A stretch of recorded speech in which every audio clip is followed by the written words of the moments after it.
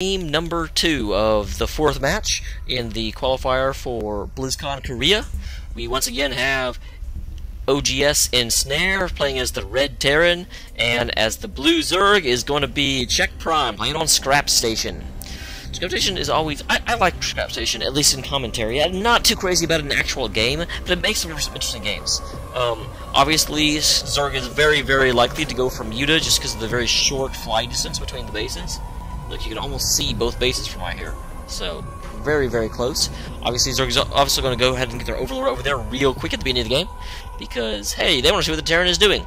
Terran, meanwhile, have a lot of units that can just absolutely blast through these walls. Unlike both Zerg and Protoss, everything Terran shoots so that I can get the big old ball of guys right here, and all of them can attack the rocks. They can get through the rocks much faster. The timing on someone coming through the rocks and hitting you in Terran versus Zerg, Terran can do it much faster than you may be used to, because none of the other races can really do it so quickly. You know, even Roaches, which are pretty good against rocks, just don't have the range that a lot of the Terran units do, so it doesn't work out so well. And we like it to work out, don't we? I like to work out. So, we do have a very, very quick refinery, which means I bet we've got a... Yep, we have... Ensnare is moving over here. I'm probably going to do a proxy barracks. Ooh, and this may be really... I mean, that fast gas... This may end up tricking CheckPrime. CheckPrime may see the barracks, think, okay, everything is normal. He's going for the relatively fast, expand, and he did not yet scout the fact that this, gas is up so quickly. And I don't know if he's going to scout it, because look, he doesn't, or not Ensnare, CheckPrime does not know about that. He's checked that one, but he hasn't checked that one. So he knows about the expansion, and he's got a fast gas, which means he's going to have Reapers here pretty quick. I'm a little surprised. I thought that this guy was actually going to drop a proxy barracks over here when I saw how quickly he moved out. But it looks like he's not going to. This is immediately going to drop that tech lab. Maybe not. Maybe the gas... I completely misread that. I figured this is a Reaper rush of some sort.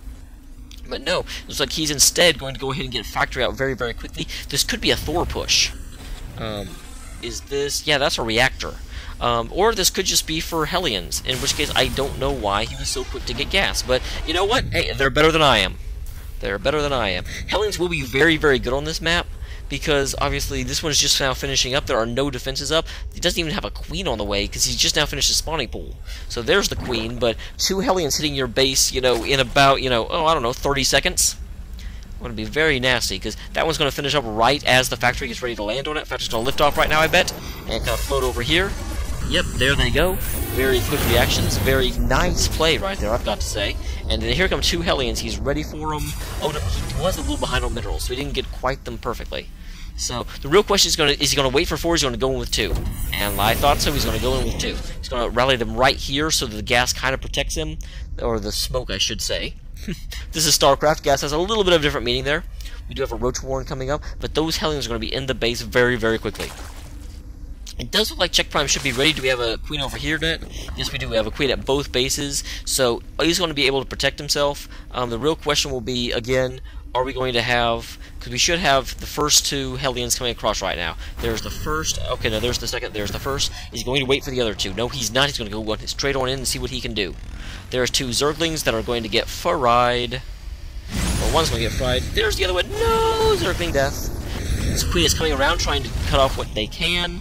There is a... Yep, there goes the first one. That queen is in a very nice position to cut off, though. So right now it's all going to be... Micro, there go another 2. Okay, we do have Roaches up already. Roaches were attacking the Roach Warren for a second. That's not good. You don't want to attack your Roach Warren. Don't do that.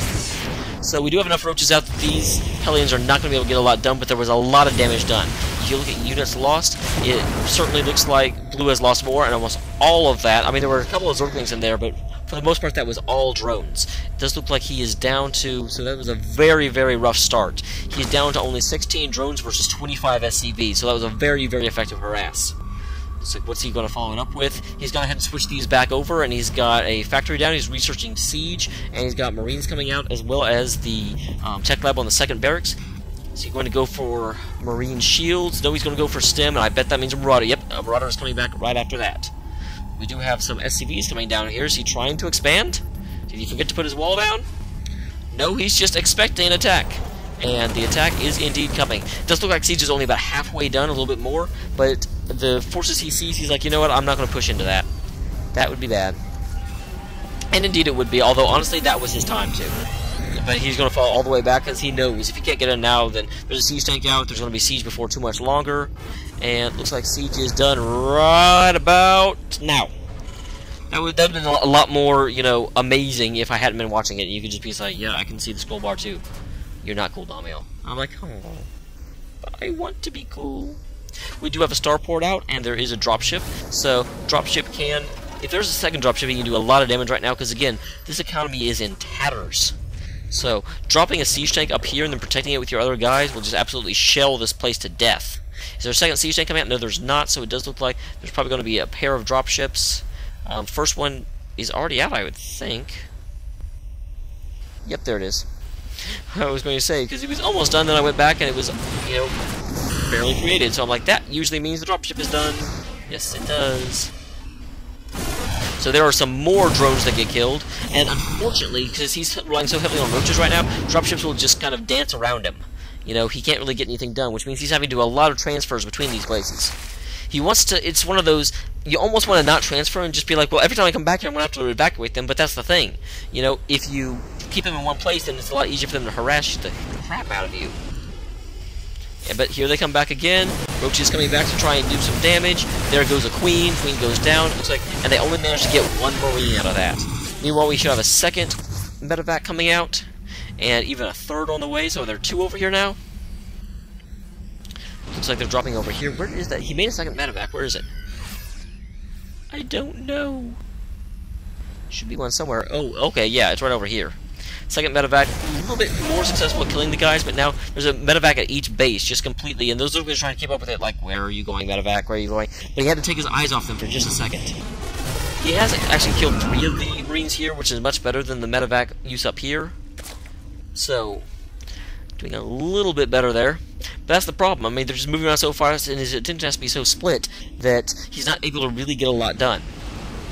There's a third medevac here, although you really should be...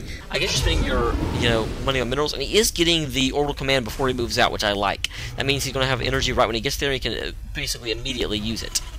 Why is he not taking this tank? But I guess he's really counting on this tank to make sure there's not a, like, flank attack on his guys. So, looks like all 3 medevacs are going in. It looks like at this point, instead of harass, he's actually going to try and push and do a lot of damage, and if all he's got here are 8 roaches, then this is going to be very, very painful for him. Okay, he does have some, you know, there's his army. This should be able to hold back what those medevacs have, but to a certain extent, only just barely. And yeah, with the Zerglings out of the way, he's going to drop these, do a lot of damage to the roaches, so really kind of split his army up and take it out. He's going to use these rocks in order to make them continuously run around. The Zerglings will run around faster, but they won't really be able to get anything done, because they have to wait for the roach support to come in. There's a stem they're going to come up. They're going to use this ramp to their advantage. Unfortunately, it did look like those Marines got a little bit ahead. We're going to try and stay behind the Marauders, but still, very, very good job. There come the... Wow, he's just absolutely... This guy really needs some range, but he's still just stuck on a hatchery. Does he have a lair down? Okay, good. He has a lair down here, but where is his... There's his fire. Okay, he's going to get some anti-air pretty soon, because he's getting pummeled by the fact that he cannot get any troops in the air. And here comes some more guys coming in, but there are Zerglings there too. So I will say that CheckPrime is doing a pretty good job about actually protecting his expansions. He's getting harassed to death, but he's still staying with it. He's keeping his attention all over the place, so he's not just absolutely getting, you know, overrun anywhere. So, good job there. Very proud of you, CheckPrime. You're my hero. Thumbs up. So it does look like, what are you working on kind of for endgame wise? Looks like he is getting more siege tanks. He's moved out here, has a bunker in order to protect that expansion. So he's finally going to go ahead and expand himself. He's seen that he's not going to beat the game right now. So nGsEnsnare is going to try and see what he can do. Meanwhile, CheckPrime is keeping a good eye on the map, trying to see what's going on. He may be thinking about moving out. And, wow, that was a stemmed Marine that the Zerglings ignored. That was interesting. I'm going to come up here and get a whole lot of nothing done. Yep, sorry. He probably saw there was an expansion, I'm guessing. Okay, well, nobody knows about it because of this, so he actually didn't get over there with that, but oh well. He's very well aware there's expansion. He's also very aware that there's quite a few defenses here, and so his Serving Run By ran right into, you know, siege tank shells. So, not the best in the world. Not the best. Meanwhile, he's stemming and running over here. Oh, okay, there were some units running around. That's the thing. The pros stim an awful lot. I always feel bad stimming because it hurts my guys. And I'm a softie. What can I say?